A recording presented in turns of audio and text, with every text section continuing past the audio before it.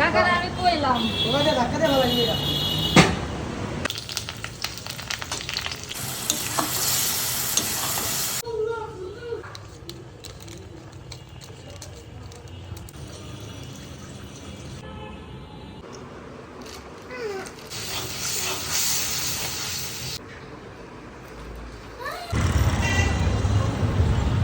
আগের ব্লগটিতে আপনারা দেখেছেন চিকেন বল খাওয়া তাদের শেষ, এবার হলো চকলেট বিস্কিট খাওয়ার পালা।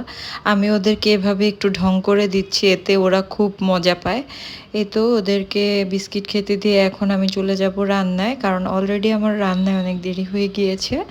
আজকে হচ্ছে আমি ট্যাংরা মাছ রান্না করব আর আলু দিয়ে বরবটি রান্না করব। এটা মূলত শুটকি আর ছোট চিংড়ি দিয়ে রান্না হবে, আর হচ্ছে ট্যাংরা মাছ হাতে মাখিয়ে ভুনা হবে, ঝোল হবে আর কি।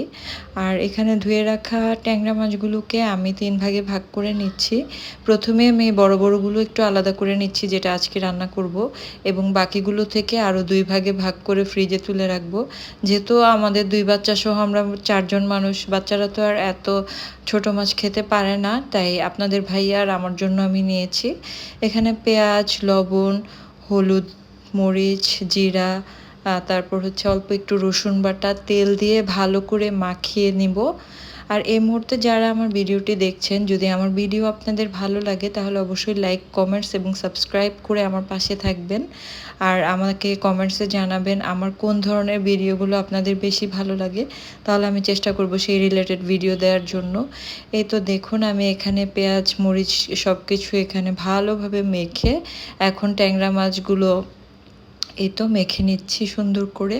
ততক্ষণ পর্যন্ত মাখাবো যতক্ষণ পর্যন্ত পেঁয়াজগুলো একটু নরম না হয়ে যায় আর মশলাগুলো মাছের ভিতরে না ঢুকে যায়, ততক্ষণ পর্যন্ত মাখাবেন। তাহলে দেখবেন আসলেই রান্নাটা অনেক স্বাদ হয়।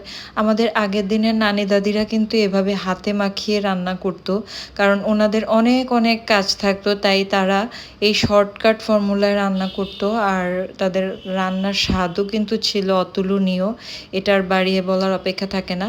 আমি এখানে একটু মশলাও অপচয় করব না, আমার হাত ঝেড়ে মশলাগুলো দিয়ে দিলাম এবং অল্প করে একটু পানি দিয়ে দিচ্ছি এবং চুলায় বসিয়ে দিয়ে 10 থেকে 25 মিনিট জাল করে ধনিয়া পাতা, কাঁচামরিচ দিয়ে নামিয়ে নিলেই হয়ে যাবে সেরা স্বাদের ট্যাংরা মাছের ঝোল। অন্যদিকে আমি চুলায় এই তো কড়া বসিয়ে তেল গরম করে পেঁয়াজ দিয়ে দিয়েছি। আমি মূলত বরবটি আলুটা এখন এই চুলায় বসিয়ে দিচ্ছি। পেঁয়াজগুলো একটু ভাজা ভাজা হয়ে গেলে আমি দিয়ে দিলাম 2 রকমের শুটকি। এখানে চ্যাপা শুটকি 2টি নিয়েছি, আর হচ্ছে বাঁশপাতার শক্ত শুটকিটা নিয়েছি 2টি, এবং চিংড়ি মাছগুলো দিয়ে আমি এই শিরাটা, শুটকি শিরাটা করে মূলত অল্প একটু পানির সাথে হলুদ, মরিচ আর হচ্ছে শুধু লবণ দিয়ে একটু দিয়ে দিয়েছি। এই তো আমার শুটকিটা অনেকটাই সিদ্ধ হয়ে গেছে, কাঁটাগুলো তুলে নিলাম। এদিকে আমি চাল ধুয়ে দিচ্ছি ভাতের জন্য। এখন ভালো করে কষিয়ে নিচ্ছি। কষানো হয়ে গেলে এর মধ্যে আমি বরবটি আর আলুগুলো দিয়ে দিব এবং চুলার আঁচটা একটু কমিয়ে এগুলাকে ভালো করে কষিয়ে কষিয়ে রান্না করব। যেহেতু আমি এটার মধ্যে এক্সট্রা পানি যদি প্রয়োজন না হয় তাহলে আমি ইউজ করব না। এই সবজি থেকে যে পানিটা উঠবে সেই পানিতেই আমি রান্না করতে চেষ্টা করব। এই তো দেখুন আমি কিভাবে নেড়ে দিচ্ছি, আপনারা সেম এভাবে একদিন ট্রাই করে দেখবেন। আসলে এই রেসিপিটা আমি কারো কাছ থেকে দেখিনি, আমি দেখেছি শুটকি দিয়ে রান্না করা, বাট ছোট চিংড়ি অ্যাড করার এই বুদ্ধিটা, আইডিয়াটা কিন্তু একদমই আমার।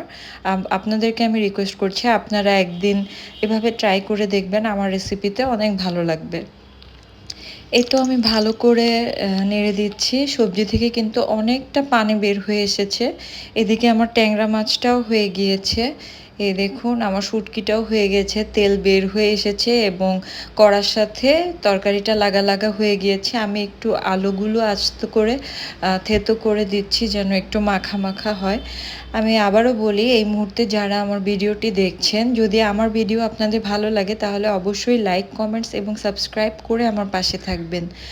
আর এই তো দুপুরে খাওয়া দাওয়া শেষ করে চলে আসলাম। এখন বাচ্চারা হচ্ছে বিকেলে একটু রামেন খাবে। আমার বাচ্চারা কিন্তু ঝাল খেতে পারে, ওরা এটা হচ্ছে কোরিয়ান বাংলাদেশি মিস্টার নুডলসের একটা রামেন আছে, এটা ওইটা ওদেরকে রান্না করে দিয়ে আমি আর আপনাদের ভাইয়া একটু বের হব, যেহেতু আমার ভাই আর ভাইয়ের বউ এসেছে।